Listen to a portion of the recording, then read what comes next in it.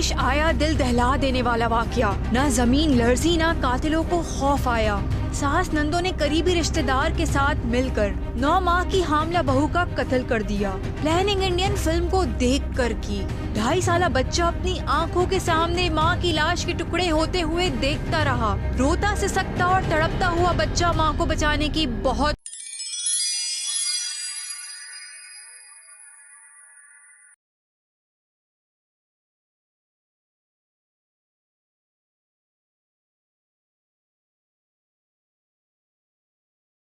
अस्सलाम वालेकुम रहमतुल्लाहि व बरकातहू। शुरू करता हूँ अल्लाह के नाम से जो बड़ा मेहरबान नहायत रहम करने वाला है। उम्मीद करता हूँ आप सब खैरियत से होंगे। क्या कसूर है उस बच्चे का जिसकी माँ को मार दिया गया?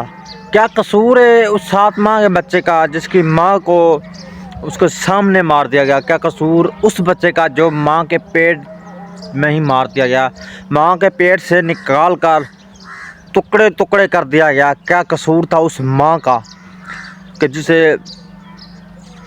उनकी नंदों ने, उसकी सास ने चाकू छुरियों के वार करके टुकड़े टुकड़े कर दिया? पहले मुंह पे तकिया रखा, सांस बंद की, जब वो बेहोश हो गई तो उसे काट कर फेंक दिया गया, काट कर गड्ढे में दफना दिया गया। दफनाना क्या था, गाड़ दिया गया। और उसके शौहर को बताया गया कि तुम्हारी बीवी किसी आशना के साथ भाग गई है। उसके घर वालों को भी यही बताया गया। जब पुलिस ने तहकीकात की तो पता चला कि ये मामला हो चुका है। 5 बहनों का अकलौता भाई और 5 बहनों की अकलौती भाभी। क्या कसूर है उस भाई का जिसकी बीवी को सरेआम मार दिया गया, कत्ल कर दिया गया? नंदों की रंजिश ने बहू का कत्ल कर दिया। माँ तो सबकी बराबर होती है, लेकिन माँ ने भी नहीं सोचा कि ये मेरी बेटी भी इसी का हो सकती है। जब तक माँ नहीं सोचेगी कि मेरी बेटी की इस जगह अगर मेरी बेटी होती तो क्या होता उसके साथ। सासों को भी सोचना चाहिए मेरी बेटी के साथ भी ये सब हो सकता है। फिर तो चीख चीख कर आवाज़ें उठाती कि ये हो गया वो हो गया। लेकिन जब किसी की बेटी होती है तो तरस नहीं आता इन जाहिल औरतों को। ये वीडियो देखें, बाद में बात करते हैं कुछ।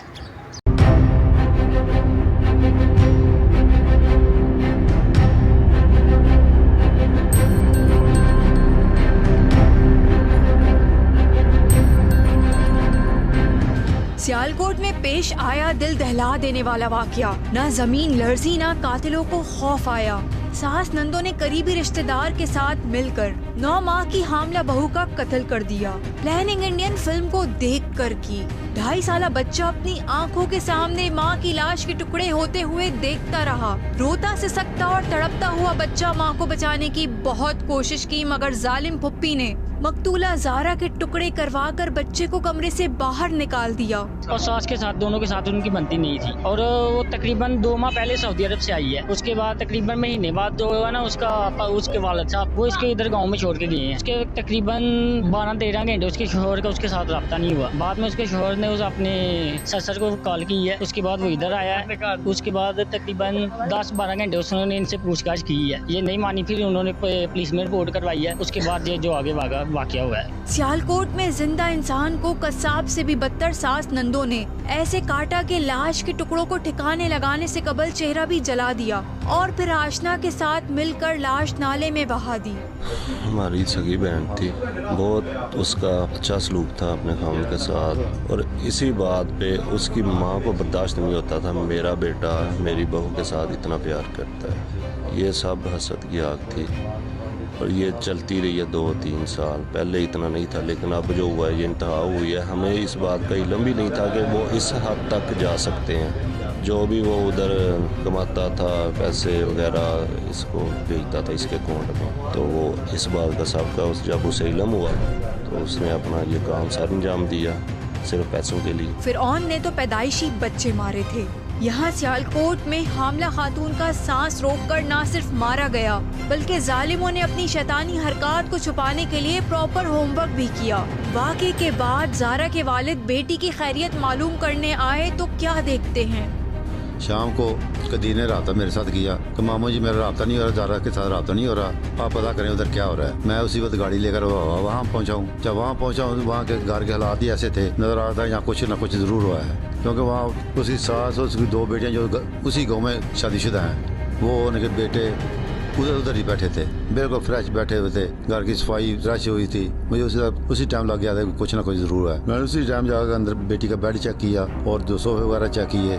जब मैं चेक करने जो उसकी साथ है वो वैसे झगड़ा करने हुए, आप क्यों चेक कर रहे हो? मैंने कहा आपने मेरी बेटी को मार दिया, मुझे बता दो। हमने नहीं किया, वो भाग गई या किसी के साथ। मैं भाग नहीं सकती। कुछ देर झगड़ा करने के बाद मुझे यकीन हो गया कि इसने वाकई ऐसा कर दिया है। वहाँ पे कॉल की, पुलिस आ गई। मैंने उन तमाम को पुलिस को पकड़ा दिया। झगड़े वाली तो बात ही कोई नहीं थी, सिर्फ यही कि दोनों मियाँ भी अपने सुलूक की अच्छा क्यों है, वो अपने साथ उसको साथ लेकर क्यों बाहर जाता है। पुलिस ने अफसोसनाक वाक़े की इब्तिदाई तहकीकात मुकम्मल कर ली और मुल्ज़िमान को गिरफ्तार कर लिया। तहकीकात के मुताबिक मकतूला ज़ारा की लाश को 5 बोरियों में बंद करके रात के अंधेरे में नाले में फेंक दिया गया। तो ये बड़ा प्री प्लान मर्डर था। इसमें जो इसकी सास है सुगना बीबी, उसने लाहौर से अपने एक चचा के लय पालक बेटे नवीद को इस काम के लिए बुलाया। इस पूरे सारी वारदात में एक बाकायदा प्लान तरीके से इसको एग्जीक्यूट करती हैं नवीद के साथ। ज़ारा को कत्ल करने के लिए खास तौर पर लाहौर से बुलवाए गए नवीद को इटली भेजने का झांसा दिया और सास नंदो ने कहा कि अगर तुम हमारी बहू को मार दो तो हम तुम्हें इटली पहुंचवा देंगे।